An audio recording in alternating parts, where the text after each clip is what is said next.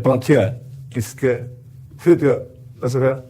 The room reeked of sweat, old ink, and the cold staleness of bureaucratic betrayal.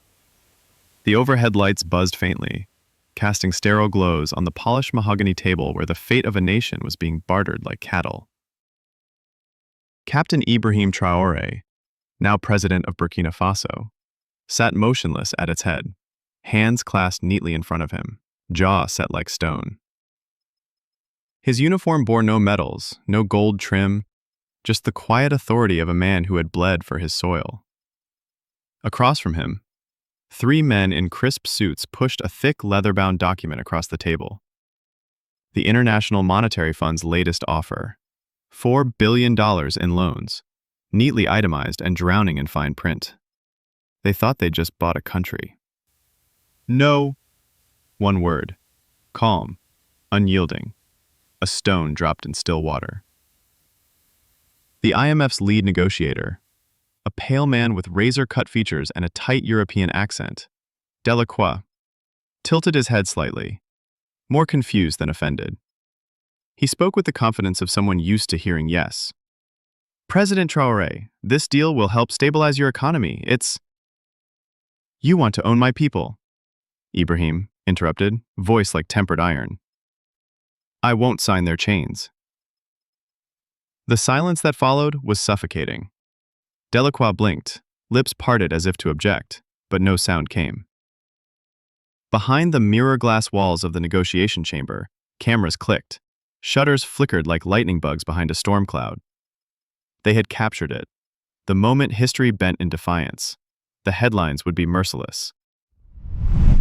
Western analysts would call him irrational, dangerous, a child with a nation in his hands and no idea how to play by the rules. But in the sun-bleached courtyards of Ouagadougou, in the dusty schoolrooms of Bobo Dioulasso, in the flickering glow of radios and TV screens from Sahel huts to university dormitories, something else began to stir. Not fear, not confusion, hope. Because for the first time in decades, a Burkinabe leader had looked the global lenders dead in the eye and said no. Not out of pride, not out of ignorance, but out of fierce, unshakable love for his people's dignity. And in that word, simple and sharp as a flint blade, Ibrahim Traoré lit the fuse of a revolution not fought with guns or coups, but with the return of sovereignty itself. Koudougou, a place where the soil ran red, like dried blood, caked beneath fingernails after a long day in the fields. The wind carried the electric hum of cicadas, and the air was perfumed with mango blossoms, smoke from cooking fires, and the faint musk of livestock. Life here was simple, hard, and honest. It was not the land of marble halls or golden thrones. It was the land of sweat and soil. And it was here, amid these cracked earth roads and tin-roofed huts, that Ibrahim Traoré first drew breath, not in a hospital, but in a thatch-roofed home that leaked every time the rains came. His mother, Miriam, cleaned floors at the local government office, barefoot with a tin bucket and a rag. By night, her hands would bleed from scrubbing colonial tiles until they shone brighter than the lives they crushed. And yet she never begged, never bowed. He could still hear her voice, that deep, honey-thick voice that smelled of groundnut stew and resilience. Never let them take your eyes from the soil, Ibrahim, she would whisper, as they planted maize in the backyard. They'll try with gold, sugar, oil, aid, but it's your land that feeds your soul, not their promises. Now, seated beneath the high domes of the presidential palace, surrounded by the soft rustle of maps, reports, and restless breath, Ibrahim clung to those words like a compass in a storm. The IMF had withdrawn. The $4 billion was gone, and with it, the illusion of an easy way out. He had summoned his cabinet, not in suits or uniforms, but as they were, sons of farmers, daughters of school teachers, men with calloused hands, and women with war in their eyes. No one wore ties. No one needed to. The stakes had never been higher. Without foreign capital, the engine of government would stutter. Salaries would halt. Imports, fuel, medicine, wheat could slow to a crawl. Sanctions would loom like vultures. The whispers had already begun. The president is gambling with our future. He's isolating us. He's gone mad with idealism. But Ibrahim had not come this far to kneel. He stood slowly, letting silence settle before his voice cut through the chamber like a blade. "We don't need their billions," he said, every word measured, deliberate. We need our farmers, our miners, our thinkers. We rebuild this country with Burkina hands, not with foreign loans soaked in interest and control. The room absorbed his words. Eyes darted, fingers drummed, a pause. Then Pascal Ouedraogo, a former soldier turned infrastructure minister, a man with 3 bullet scars and a heart that burned for his people, leaned forward. His voice was calm, but tight with worry. "And when they come for us," he asked, "when Paris sends mercenaries in suits, when the pressure starts, when the stories hit their airwaves, what then?" Ibrahim met his gaze without blinking. "Then we fight," he said, "not with bullets. A beat. With roots." No one smiled. No one clapped. But something shifted, deep, invisible, as if the air itself had thickened with resolve. The fight ahead would not be glorious. It would not be televised or trending. It would be fought in the dust, in the fields, in the factories. But it would be theirs. And that, Traoré believed, was the beginning of true independence. 3 months passed, and Burkina Faso had become almost unrecognizable. What was once a nation pinned beneath the weight of dependency now pulsed with new life, as if the earth itself had awakened from a long, forced slumber. In Bobo Dioulasso, the old cotton mills, abandoned relics of colonial commerce, rumbled back to life, this time not by the crackle of diesel, but the clean hum of solar grids engineered by local youth. The air smelled of grease, sweat, and something rarer, dignity. The factory floors bustled with men and women who had once begged for coins on the dust-choked streets of Ouagadougou, now suited in work overalls, holding tools instead of empty hands, building not for foreign exporters, but for their own children's future. At the heart of the nation's rebirth beat the Green Sovereignty Project, a visionary program that reimagined old colonial-era dams not as symbols of conquest, but as tools for collective rebirth. These ancient concrete bones were reborn as autonomous irrigation systems, feeding lands long abandoned and giving life to crops that hadn't been seen in years. Fields of sorghum, cassava, and sweet potatoes stretched across the plains like redemptive hymns. And at the helm of this renewal stood women, once silenced by layers of patriarchy and poverty, now leading agricultural cooperatives with sharp minds and sun-wrinkled grace. They issued fair wages. They taught soil regeneration. They fed nations. In the villages, the schools echoed with new music. Children sang in Dioula, in Moure, in French, not hymns to old powers, but anthems of unity, of soil, of rebirth. Their voices, high and bright, floated above mango trees and rusting fences, carried by the wind into homes once hollowed by fear. Yet for every sunrise of self-reliance, a shadow moved with it. Retaliation was never far. The West watched in silence, not in awe, but in calculation. For they had seen this pattern before, a people rising without permission, and power never lets go quietly. The retaliation came quietly, no loud declarations, no overt invasions. It crept in like smoke through the cracks of a sealed room, subtle and suffocating. First, it was a truck, laden with vaccines destined for the vulnerable children of the eastern provinces, that simply vanished along a dust-worn road. Days later, it was found in a dry ravine, its contents dumped and spoiled beneath the unforgiving sun. Then, the signal towers began to falter. Villages that once buzzed with digital connection were silenced overnight. The Western media followed like clockwork, painting Ibrahim Traoré with broad, venomous strokes. A reckless populist, a destabilizing force, a threat to regional order. Editorials bled with suspicion. Social feeds pulsed with whispers, claims of betrayal in the presidential guard, of secret assassination plots, of growing unrest and looming famine. The campaign wasn't military, it was psychological. 1,000 small knives aimed at the spine of a rising dream, but none of it broke him, until she died. Mariam Traoré, his mother, his anchor, the soil from which his courage had sprouted, was found unconscious one morning in her home. The palace's private doctor was called too late. The autopsy whispered poison. The kitchen was investigated. The whispers grew louder.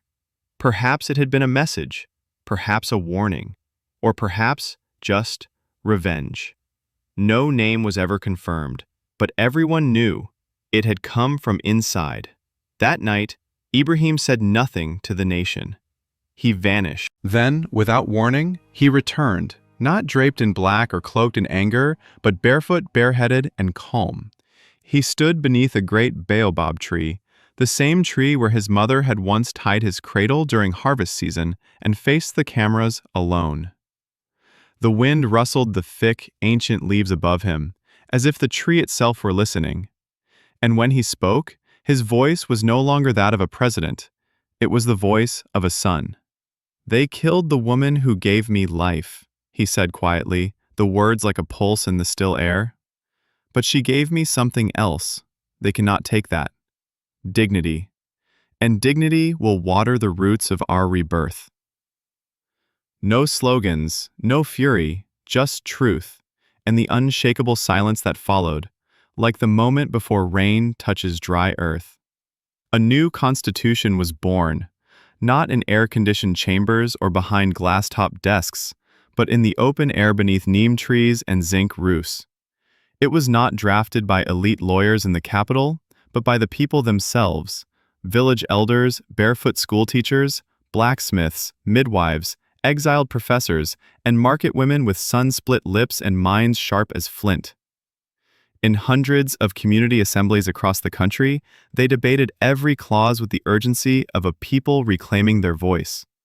In mosques echoing with prayer, in churches scented with incense and sweat, in market squares alive with the rhythm of bargaining, the words of the new Burkina Faso were spoken aloud, tested in the mouths of ordinary citizens. They did not memorize it, they felt it. And when it was finished, the nation declared itself with unapologetic clarity.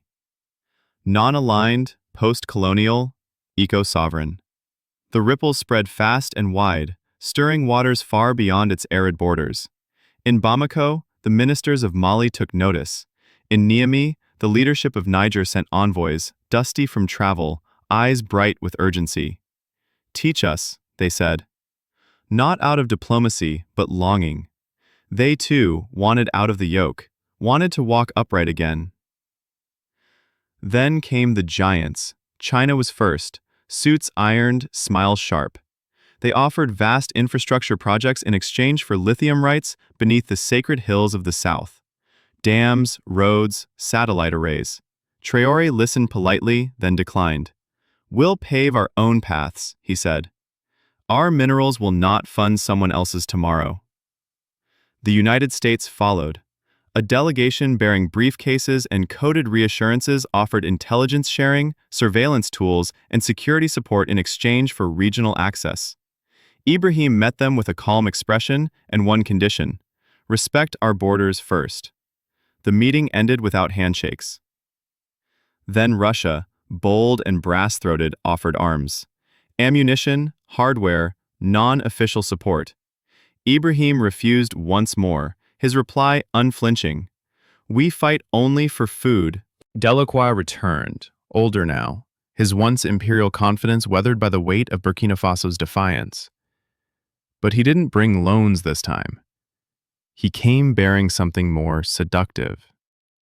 Diplomatic recognition, a seat at the UN Security Council's table, a trade partnership hailed as elite, prestige, legitimacy. And with it, a sleek leather folder containing terms and signatures for $12 billion. Traoré didn't even glance at the figures. He chuckled, a sound equal parts tired and amused. 12, he said? You think our worth has grown? Delacroix offered the faintest shrug, palms up, as though absolving himself of old sins. We've seen what you're building, he said. But how long can you hold it without us? Ibrahim stood slowly. His chair didn't creak, it surrendered. As long as the soil remembers our names, he said quietly. As long as the crocodiles of the Black Volta keep watch. He didn't look back. He didn't shake hands. He simply walked out of the room, again. 6 months passed, and the skies turned against them. A brutal drought swept across the region like a slow-moving fire, burning not with flame, but with absence. The rain never came. The clouds gathered, teased, then vanished. Rivers shrank into muddy ribbons. The wells, once gurgling with promise, fell silent. Fields that had bloomed with millet and cassava now cracked underfoot, their soil hard as iron.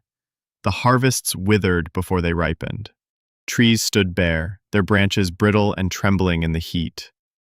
Traoré's enemies circled like vultures above a dying carcass. Western analysts whispered collapse. Foreign papers published grim projections. Sanctions were tightening. The drought, they said, would finish what the IMF couldn't. He'll be begging by winter, one European columnist wrote. This is the end of the Burkina dream. But the people didn't starve. From Ghana came yams, piled high on rusted trucks that rolled through the border under hand-painted banners that read, "We remember who you are." From Guinea came convoys of water tankers, dented but determined, greeted with cheers and dancing as they pulled into parched town centers. From Mali came crates of solar panels and batteries, not for sale, but as gifts, investments in survival.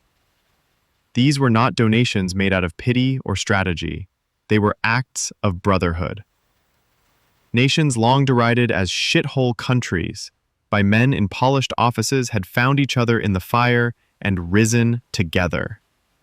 They called themselves the Brotherhood of the Rejected, a coalition born not in treaties or trade deals, but in shared scars and unshakable dignity. They did not wait for approval. They did not ask permission. They moved. In the West, Traoré visited a school built from sun-baked mud bricks and mango wood beams, its windows open to the dry wind, its blackboards worn but filled with light. Inside, barefoot children chanted lessons not only in French, but in Swahili, in Moray, and in the language of code. They memorized solar circuitry like poetry, studied chemistry through stories of fire and water. They were being taught not just to survive, but to shape the world that had once ignored them. As Traoré stepped into one of the classrooms, a little girl no older than 7 approached him. Her dress was patched at the seams, her eyes dark and fearless. She handed him a small yellow flower, dried but whole, and said simply, "You are like the rain, quiet but strong." The president's voice failed him. He knelt and wept, openly, fully, not from sorrow, but from the unbearable weight of love. Love for this land, for these children, for a dream that had refused to die even when the skies abandoned them. That night, long after the sun had scorched the last of its fury, a rainbow arched quietly across the savannah. No thunder, no fanfare, just color, soft and defiant, stretching across the dust-blown horizon like a promise that had been kept. Years slipped by, quietly and without spectacle. The world changed, governments rose and fell, currencies fluctuated, But in Burkina Faso, a different legacy was being written. From Ghana came yams, piled high on rusted trucks that rolled through the border, under hand-painted banners that read, "We remember who you are." From Guinea came convoys of water tankers, dented but determined, greeted with cheers and dancing as they pulled into parched town centers. From Mali came crates of solar panels and batteries, not for sale but as gifts, investments in survival. These were not donations made out of pity or strategy, they were acts of brotherhood. Nations long derided as shithole countries by men in polished offices had found each other in the fire and risen together. They called themselves the Brotherhood of the Rejected, a coalition born not in treaties or trade deals but in shared scars and unshakable dignity. They did not wait for approval, they did not ask permission. They moved. In the West, Traoré visited a school built from sun-baked mud bricks and mango wood beams. Its windows open to the dry wind, its blackboards worn but filled with light. Inside, barefoot children chanted lessons not only in French but in Swahili, in Moray, and in the language of code. They memorized solar circuitry like poetry, studied chemistry through stories of fire and water. They were being taught not just to survive, but to shape the world that had once ignored them. As Traoré stepped into one of the classrooms, a little girl no older than 7 approached him. Her dress was patched at the seams, her eyes dark and fearless. She handed him a small yellow flower, dried but whole, and said simply, "You are like the rain, quiet but strong." The The president's voice failed him. He knelt and wept, openly, fully. Not from sorrow, but from the unbearable weight of love. Love for this land, for these children, for a dream that had refused to die even when the skies abandoned them. That night, long after the sun had scorched the last of its fury, a rainbow arched quietly across the savannah. No thunder, no fanfare, just color, soft and defiant, stretching across the dust-blown horizon like a promise that had been kept. Bougies. Years slipped by, quietly and without spectacle. The world changed, governments rose and fell, currencies fluctuated, but in Burkina Faso, a different legacy was being written.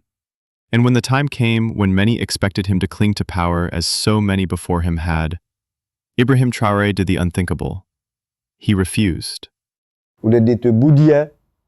There was no parade, no crown, no final speech from a balcony. Instead, he stepped down the same way he had risen. Barefoot, beneath the shade of the same ancient baobab tree that had once sheltered his mother's cradle. And later, his mourning heart. The land around him rustled with wind and memory. The people gathered not in fear or mourning, but in quiet awe. "I am not your king," he said, voice steady but soft like the rustle of leaves above his head. "I am your brother." And with those words, he handed power to a new generation, not with reluctance, but with trust. He left the capital not as a fallen hero, but as a fulfilled servant. He returned to his village where the red soil still carried the scent of millet and mango trees, and rebuilt the humble hut his mother had once called home. That same hut, patched with tin and woven grass, standing modest among goats and gardens, became his sanctuary. No bodyguards, no motorcades, just a man in worn cotton clothes, hands in the dirt, planting onions and cassava, laughing with neighbors, offering advice on crop rotation when asked. In Ouagadougou, the skyline changed, not with skyscrapers, but with something rarer, statues. But they were not carved in the image of generals or presidents. No, the monuments that rose were of nurses mid-delivery, of farmers bent in sowing, of teachers writing alphabets on blackboards in the open air. Bronze tributes to the quiet heroes who had carried the revolution on their backs, heroes who fed, healed, and taught rather than commanded. Tourists began to arrive, not in droves, but in search of something real. They no longer came to see elephants behind fences or relics of colonial architecture. They came to see the spirit of a people who had turned down billions in loans for the right to walk with pride. They came to feel something Western luxury could not replicate, self-made dignity. As for the IMF, they still knocked, still sent emissaries with binders full of clauses and numbers dressed as lifelines, still offered their golden handcuffs with softened smiles. But Burkina Faso no longer opened the door, because the people had learned a word far more valuable than any currency. No. A word so small, so defiant, yet rooted so deeply in love for the land, the ancestors, the unborn. And that word, once spoken beneath a baobab in resistance, now echoed across a continent. It surged through the valleys of Ethiopia, danced on the winds of the Sahel, whispered through the alleyways of Kinshasa and Kigali. It was thunder before the cleansing rain.